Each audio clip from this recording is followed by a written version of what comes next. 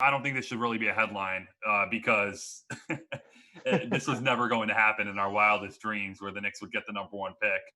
But the 9% chance basically backfired in their face. The second I saw Leon Rose up there, I knew it was not going to happen.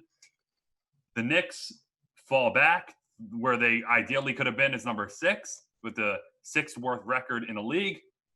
They're at number 8. I'm humored by when people go nuts about the results of the lottery. And the Knicks a few years ago had the second worst record. They fell to 4. They got Kristaps. And Kristaps was great when he was on the Knicks, and then they traded. So do you trust them to get anyone who's remotely decent here? Maybe. I don't know. It's a new regime. It's a new regime. I will say that. Since they were able to get that cold envelope chosen for Patrick Ewing in 1985, in 35 years, the New York Knicks, wherever they've been in the lottery, they've never moved up after that. They've either stood pat or dropped. And when you look at some of these recent drafts, 2017, they have the number 8 overall pick. They take Frank Ntilikina. Drafted Ntilikina to run the triangle, and Phil Jackson quit a week later. So there's only one team in sports where that happens.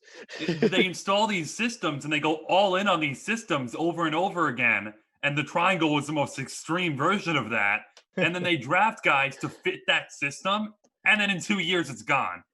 It really just comes down to ineptitude from guys like Mills, Perry, when Phil Jackson was there making these decisions. And then you go ahead and make these dumb trades, the trade for Kristaps Porzingis and sending Tim Hardaway Jr. to Dallas for essentially nothing, a bunch of guys who are not on the team anymore. It just, I don't know. Leon Rose may be able to turn it around, but history says that since they've gotten Patrick Ewing, the New York Knicks do not know how to build a contender through the draft anyway.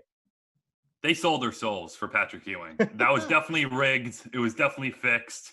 Man, oh man, Knicks have gone 47 years without a championship. I think it's going to be 48. That's just me personally.